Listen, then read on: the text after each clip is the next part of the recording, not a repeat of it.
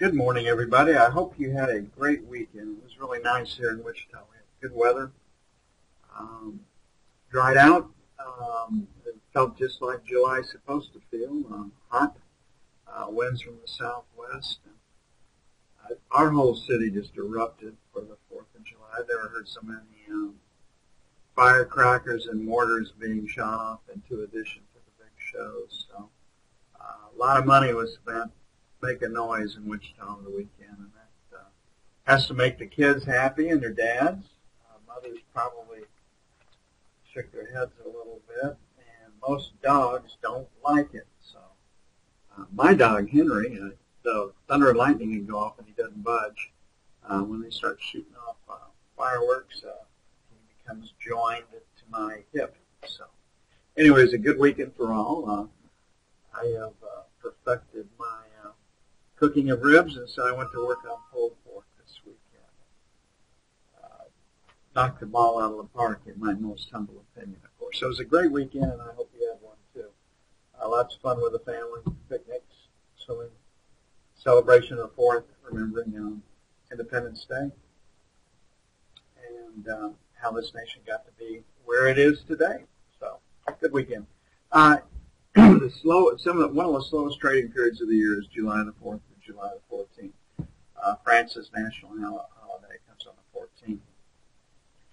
France isn't the only factor in trading financials, but they're pretty big. When the central banks are quiet, when the banking holidays, when the people that run those operations take time off, the trading volume and velocity slows down quite a bit. So if you ever wanted a time to take a vacation from trading in the United States, the week leading up to the 4th of July and the week or two after the 4th of July is really a good time to be gone. One of the money managers that I work with out of Dallas was in town visiting his relatives and in-laws, and he said, great time for him to take a vacation. He's a bond portfolio manager, and he says there's nothing going on, no volume, no volatility, no liquidity. So that's why he vacations around the 4th, and we see that in our markets too. So the biggest dynamic we're going to face this week is auction. Right now, the market, the knob spread strengthened from last Thursday. It's up about 3/32. So they don't move the paper by selling it. So my guess is that maybe not today, but certainly by tomorrow we'll see primary dealer support kick in and support the market. And then we have Wednesday's FOMC minutes that have been cited by everybody as very, very important. I don't know if they're any more important than other FOMC minutes. It's old news. It's there, but people want to try to ascertain how the Fed is thinking about jobs, the economy, the potential for raising rates. Goldman moved its interest rate increase date from the first quarter of 2016 to the third quarter of 2015. Tim Carney at the Bank of England is starting to make noise about the need to raise interest rates in London for the UK-based loans. So people are starting to talk about that. Now, we have the attractor at 11. We have this high at 16. So this best resistance really starts at 12. So if you want a structural sell, a limit sell at 11 is where I would start to think about it. And then this area right up here, the 15 to 16 area. So the 11 to 15 now. First resistance because of Friday's high, and then the spill that came on Thursday is going to be at 8 to 12. So our first sell is 7 to 11 would be much more comfortable at 11, and 15 to 19 we sell 2. I basically see 24-20 and a 23-24 market. And probably take news, a little help to get there. So we've got pretty good support down here at 23.24, and we got really, really good resistance, I feel, up here in the 20 area. And that's kind of where I see the market. So the 7 to 11 is very, very aggressive. The 15 to 19 is not. On the buy side, I think we have a shot because of this volume down here to engage the market at 24.01 down to 23.29, and that's where I'd like to get it down to 25 to 21 for buy 2, but that may be a stretch off the open, getting it done at 01. So I put this little volume area down here at 24.04 plus or minus is perhaps the buy area. We'll just have to see how it goes. One of the tough things about trading range markets is that markets look pretty strong when they move into resistance. They look pretty weak when they move into support. And there's not much going on. So our read through our eyes and the rest of us is, buying, selling, but the key is your ability to define the edges of the trading range. So I think resistance really starts to shape up pretty strong resistance for 12 to 16. It might be at 8. So leaning against 12, this high volume number, this attractor up there, I think is the most attractive sell that we have. So that does it for the ZN.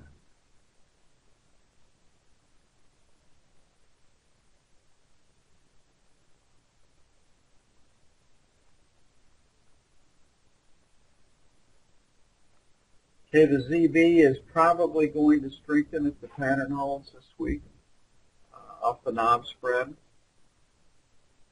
That's what we've learned to deal with. So we're going to open up the sell side a little more on the 30-year than we are on the note, just strictly because if the dealers are going to move paper, they're not going to do it by selling the market. They're going to do it by buying it up. And this knob spread, entering it on the Friday or Monday prior to the auction usually is good for a half a point. Last month it was good for a full point.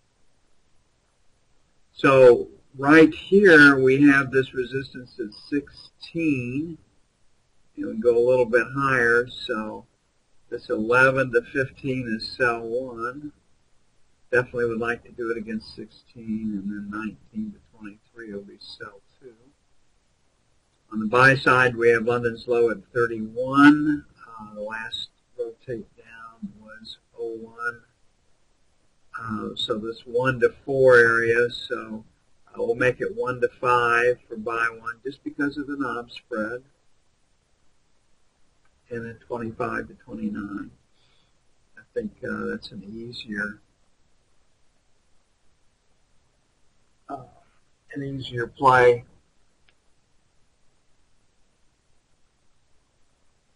Than it is in the note. Getting long, we'd be a little more aggressive in that, in the bottom play than we are in the note. Okay, gold was off. Looks like the rebels in the Ukraine have suffered a fairly major defeat. They're asking for Russia to come in and help them again. That's usually not a good sign for their cause. I think, from everything that I've read, that the Iraqi government has been able to retake Tikrit. And no matter what people think about these Muslim armies that come from Al-Qaeda or the rebels in Syria or the in Libya or wherever it happens to be, is that they're not trained armies. They're very, very brave young individuals. They are not afraid to storm. They're not afraid to die. They're very, very effective. But it's really small unit, unorganized, terrorist, guerrilla-type activity. So if an army ever gets organized, they're not too difficult to take on if the army will stand and fight. And it's fairly easy to interdict or cut off their supply lines if you have an air force or helicopters. fixed wings to go after them. So you can't really defeat or eradicate them without taking, if the general population wants them there because they hide in it, but you don't usually collapse an entire country in one swell swoop. It usually takes several years to do that. So the point being is that it looks like things are quieting down in the Iraq and in the Ukraine. We have pretty good buying below 10. So our first buy zone is going to be this 10 area plus or minus. And then our second buy zone will be 5 plus or minus. So 5 to 10 is where I see support. On the sell side, very, very clean break at 20. We're at 15 right now. Last rotate up was 17. So 17 to 20, sell 1. And then back to our 23, 25 for sell 2. These numbers have worked out pretty good for us over the past week. No reason not to think they won't this week, too. It's just, again, probably pretty quiet trading when it's all said and done. Trading range type activity.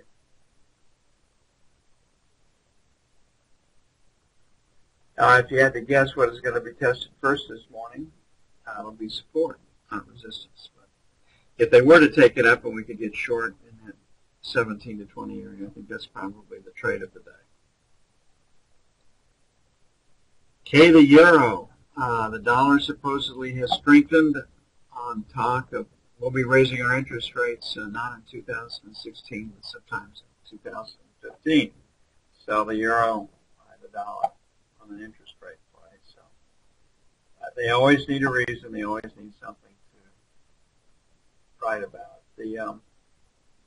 Probably the biggest news out over the weekend, an Austrian bank had problems at the end of last week. People come back in and look at the sovereign debt holdings. They look at the long-term repo, the 3-year repo that was done to get sovereign debt paper off the bank's balance sheets for a while into the hands of the European Central Bank, and they say, well, each day brings us closer to when this paper comes back to the bank. So the problem is that the amount of sovereign debt paper that European banks hold, and how do you get that bad paper off their books into the taxpayers' hands, and then the other one is how do you grow bank loans? And we had German industrial production off 1.8%. So the economic news out of Europe is mixed. Sometimes a little better than forecast, sometimes a little worse, but you're talking about 1% growth plus or minus, and they really need a lot more than that. And the easiest way to do that is to devalue the euro and increase exports outside the European zone. Poor Draghi has his hands full on that one. Okay, we like the 75 area plus or minus for buy one, and then the 50 area. I think we're going to have a very, very slow market. You're going to have to be very, very patient for this to develop. On the sell side, we came in at the end of last week wanting to sell the 15 to 25 area. We'll just leave it. And then 40 to 50, and we'll see what happens. We'll adjust as the day deepens.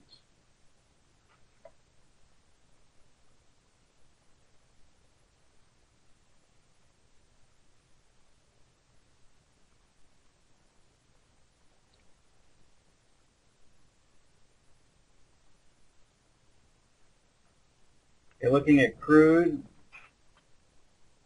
Crude is the first place you go to see how threatened oil supply is around the world. And, a lot of the talk out right now these days is that the dollar is no longer going to be the currency for crude oil. Total, a French company, the major, came out and said that it's not necessary for the dollar to be the currency to settle, purchase and sell crude around the globe. But the problem is that everything in the energy market's done on a letter of credit. And if the letter of credit, let's say, were to go to yen or to euros or to whatever it happens to be. So the two currencies where most of it's done is the euro and the dollar. Number one, because of the liquidity that you have in those two currencies. I mean, these are big markets. I mean, these are multi-million-dollar transactions, and there's 85 million barrels of oil is moved a day in this. So, it's just a very, very big market. $100 a barrel, 85 million barrels a day. Those are huge numbers. And then if you have to plan at least 3 months in advance, you take 3 months times 85 million barrels. So it's not something that's going to be done easily, although you can affect the transition over time. Then the other one is the stability of the other currencies. You're going to do it in the ruble, you're going to do it in the renminbi, yuan, you're going to do it in yen, you're going to do it in the Australian dollar. So again, it's a huge market, and it'd be nice to talk down the dollar and get rid of it as fast as you could in a lot of countries' eyes, but it just takes time to do that. So anyway, what I see right here is that the Iraqi oil situation is stabilized. They're not worried about it getting overrun. So we probably have pretty good resistance at 105. And right now we have this high volume number down here at 250. So my guess is we're looking at a 102 minus a 105 plus market, depending on the news. We're basically at 104, so 4, 4 1/4. We sell 1, pretty aggressive, but that's where it is at 50 to 75. We sell 2. On the buy side, I'll just say 50 to 75, looking for a quiet market. Not much going on. As you can see, we're dealing with a B, so we can give it more room on the sell side than 3, 3 1/4 for buy 2. So I'd be more comfortable buying against 103 than I am against 103.50. But we'll have to see how that develops.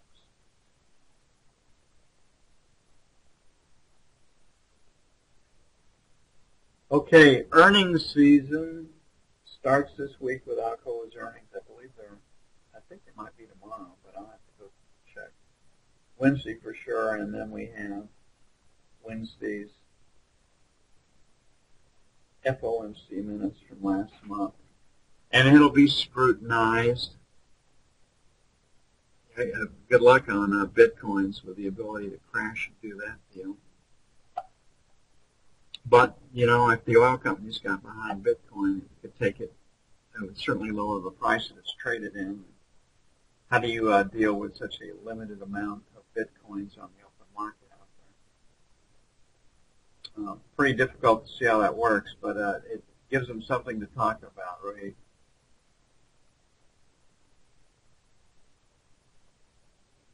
I mean, they just did no liquidity there. And the ability to manipulate that. So I got a Bitcoin, and I can't lay down. It's been ruled by the IRS as not as a currency, but as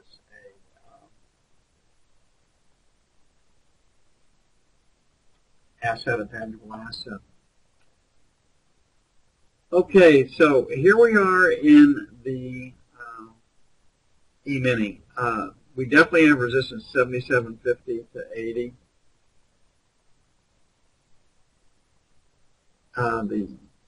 So this selling failure to take out 78 to 80, I think, is the easiest trade to see. And then 84, 86. I think the market's headed up. There's just no doubt that the Fed wants it to go higher, and people are playing it that way. But the market does need to retest this breakout down here at 55 to 60 at some point. So I got really good support, 55 to 60. At some point, they'll retest it. We've got B patterns, volume-wise in both of these. So I think the first trade is a sell. So selling failure, basically to get through 77.50, I think is the trade. We'll give it some room down here. We'll make it 65, 67 to get started. But if this market is much stronger than I think it is, then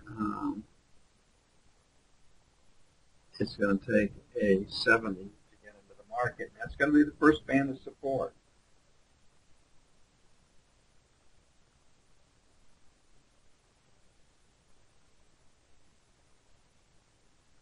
And we'll have to see how it plays. So I think we have a little room this morning. We can be a little patient on the buy side. I think if we're going to be sellers, it's going to have to be very, very aggressive. We don't have to do it quickly. Okay, it's going to take about 15 minutes to get everything in place and posted, etc. I'm going to get busy on that. I'll see you in a few.